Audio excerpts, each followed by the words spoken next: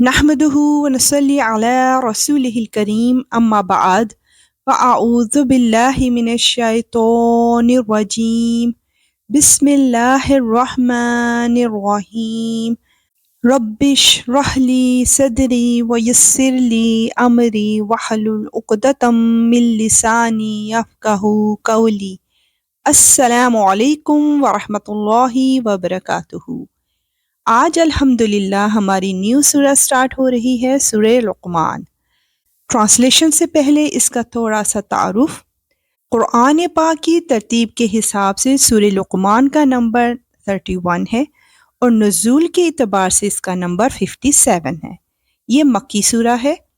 ہجرت سے پہلے اس کا نزول ہوا۔ اس میں 34 آیات اور 4 رکوع ہیں۔ حضرت لقمان حضرت ایوب علیہ السلام کے بھانجے تھے اور اللہ سبحانہ وتعالیٰ نے حضرت لقمان کو 1000 سال کی زندگی دی۔ آپ حکیم مشہور ہیں۔ حکیم سے مراد صرف یہی نہیں کہ آپ کو جڑی بوٹیوں کی معلومات تھی، بلکہ حکمت کی باتیں آپ کی زبان پر صادر ہوتی، اور وہ حکمت کی باتیں جو انسان کو ہمیشہ کی زندگی، جنت کی دائمی نعمتیں دینے والی ہیں، اور وہ حکمت کی باتیں اس سورہ میں ذکر کی گئی ہیں۔ سبحان اللہ۔ اس سورہ کی پہلی 5 آیات میں بتایا جا رہا ہے کہ قرآن حکیم سے کن کو ہدایت ملتی ہے۔ الف لام میم حروف مقطعات ہیں اور اس کے معنی اللہ کی ذات بہتر جانتی ہے۔ یہ اس حکمت والی کتاب کی آیتیں ہیں جو نیک لوگوں کے لیے ہدایت اور رحمت بن کر آئی ہے۔ وہ نیک لوگ جو نماز قائم کرتے ہیں اور زکوٰۃ ادا کرتے ہیں اور آخرت کا پورا یقین رکھتے ہیں، وہی ہیں جو اپنے پروردگار کی طرف سے سیدھے راستے پر ہیں، اور وہی ہیں جو فلاح پانے والے ہیں۔ یا پروردگار تو ہمیں بھی ان لوگوں میں شامل فرما لے۔ آیت 6 to 9 میں قرآن حکیم کے حوالے سے 2 طرز عمل بیان کیے جا رہے ہیں، اور کچھ لوگ وہ ہیں جو اللہ سے غافل کرنے والی باتوں کے خریدار بنتے ہیں تاکہ ان کے ذریعے لوگوں کو بے سمجھے بوجھے اللہ کے راستے سے بھٹکائیں اور اس کا مذاق اڑائیں۔ ان لوگوں کو وہ عذاب ہوگا جو ذلیل کر کے رکھ دے گا۔ استغفر اللہ۔ اور جب ایسے شخص کے سامنے ہماری آیتیں پڑھ کر سنائی جاتی ہیں تو وہ پورے تکبر کے ساتھ منہ موڑ لیتا ہے جیسے انہیں سنا ہی نہیں، گویا اس کے دونوں کانوں میں بہرا پن ہے، لہٰذا اس کو ایک دکھ دینے والے عذاب کی خوشخبری سنا دو۔ البتہ جو لوگ ایمان لے آئے اور انہوں نے نیک عمل کیے، ان کے لیے نعمتوں کے باغات ہیں جن میں وہ ہمیشہ رہیں گے۔ یہ اللہ کا سچا وعدہ ہے، اور وہ اقتدار کا بھی مالک ہے، حکمت کا بھی مالک۔ بے شک یا رب العالمین تیرا ہر وعدہ سچا ہے۔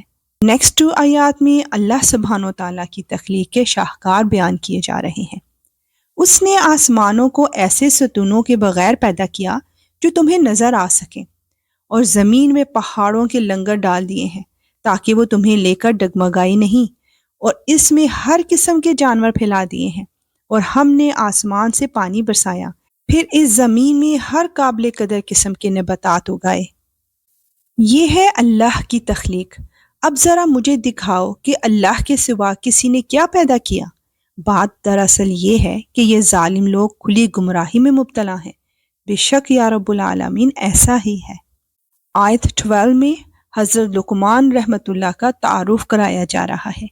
اور ہم نے لقمان کو دانائی عطا کی تھی اور ان سے کہا تھا کہ اللہ کا شکر کرتے رہو، اور جو کوئی اللہ کا شکر ادا کرتا ہے وہ خود اپنے فائدے کے لیے شکر کرتا ہے، اور اگر کوئی ناشکری کرے تو اللہ بڑا بے نیاز ہے، بذات خود قابل تعریف۔ الحمدللہ۔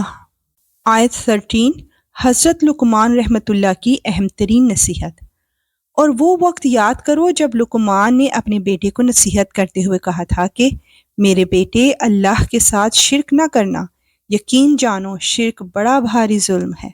اللہ اکبر۔ اے اللہ تو ہمیں اور ہمارے آنے والی نسلوں کو بھی ہر طرح کے شرک سے محفوظ فرمانا۔ یا اللہ، بے شک تو وحدہ لا شریک ہے اور تیرے سوا کوئی عبادت کے لائق نہیں۔ انشاءاللہ ملیں گے نیکسٹ آیات کے ساتھ. اب اجازت. وآخر دعوانا ان الحمد للہ رب العالمین. سبحانک اللہم و بحمدک اشہد ان لا الہ الا انت استغفرک و اتوب الیک. السلام علیکم ورحمۃ اللہ وبرکاتہ.